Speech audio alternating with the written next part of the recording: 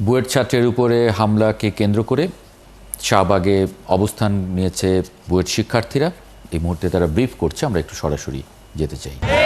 যেসব জায়গায় 33%-এর কোটা বহাল রাখার কথা আছে, ওই সব জায়গায় তারা 33% কোটাকেও তারা ভায়োলেট করে, তারা 40 থেকে 60% পর্যন্ত তারা অবৈধভাবে ওইখানে ঢুকে যায়।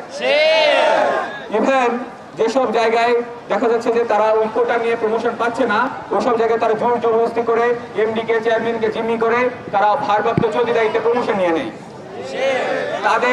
তাদের যখনই দেখা গেছে বিএসসি ইঞ্জিনিয়াররা বুয়েট সহ সারা বাংলাদেশে প্রকৌশল ডিগ্রি প্রদানকারী বিশ্ববিদ্যালয় থেকে যখন বের হয়ে যখন বিভিন্ন কোম্পানিতে নিয়োগ সার্কুলার আসে, তখনই তারা দেখা যায় ওইখানে মামলা করে দেয়, মামলা করে তারা অবৈধ প্রমোশন নিয়ে নেয়।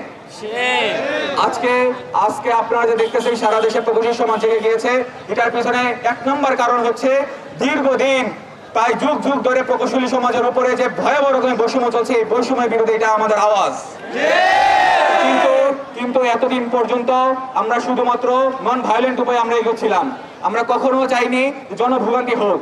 প্রায় গত কয়েকদিন যাবৎ আমরা বুয়েট থেকে এখানে এই 3 দিন যাবৎ গত 3 রাত আমরা টানা 3 রাতে দেখা গেছে যে আমরা রাতের বেলা মিছিল করেছি, রাতের বেলা সমাবেশ করেছি, এখানে এসেছি। কিন্তু আমরা কখনো জনভোগান্তির কথা চিন্তা করে আমরা কখনো সড়ক অবরোধ করিনি, আমরা কখনো রেলপথ অবরোধ করিনি।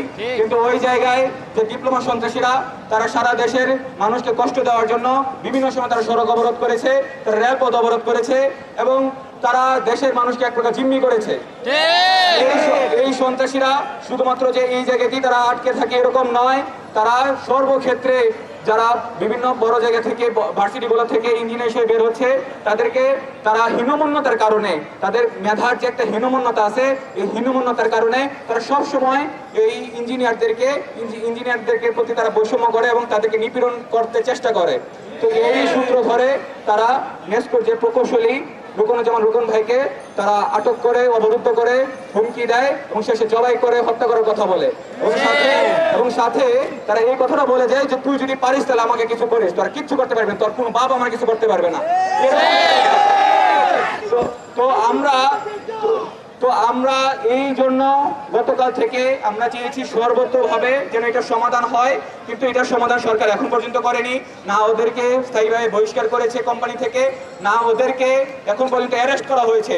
আমাদের কাছে সম্পূর্ণ ডকুমেন্ট আছে, আমরা সাংবাদিক ভাইদের কাছে এটা দিয়ে দিতে পারবো।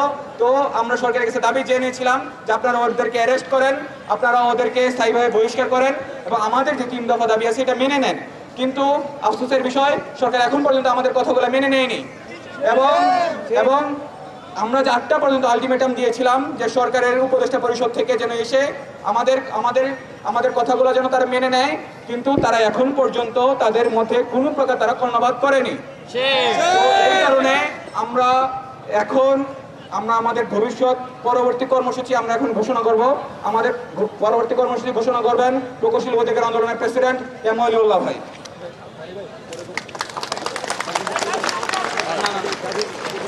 সামনে আসেন, হ্যাঁ একটু বসো।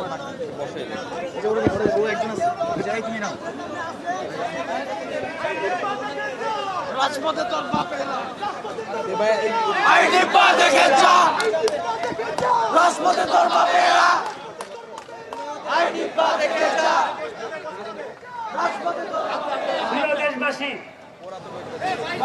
আমরা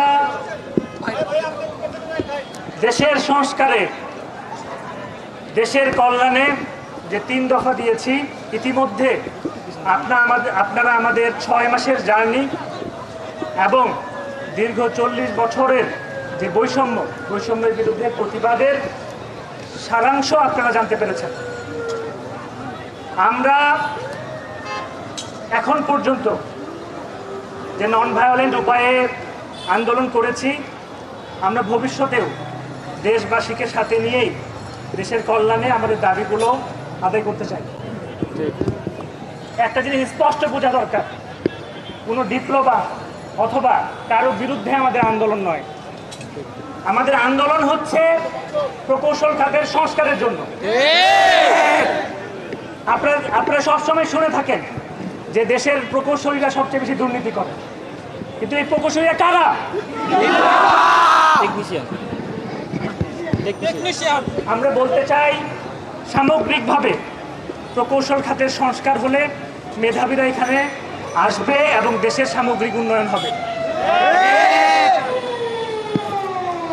আমরা আজকে পরবর্তী যে কর্মসূচি সেটা ঘোষণা করছি। সারা দেশের প্রকৌশলীবৃন্দ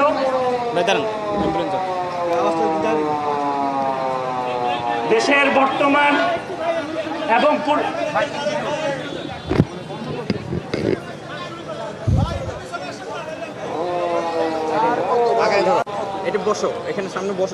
জি আমরা ভবিষ্যৎ কর্মসূচি ঘোষণা করছি।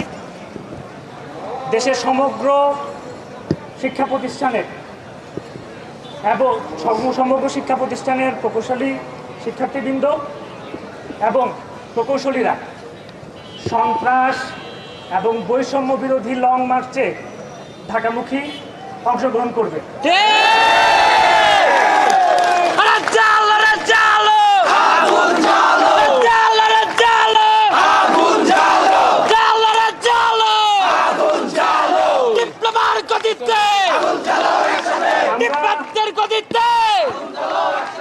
আগামীকাল সকাল 10টায় শাহবাগে সন্ত্রাস এবং বৈষম্য রোধে লং মার্চ টু ঢাকা কর্মসূচি ঘোষণা করছি।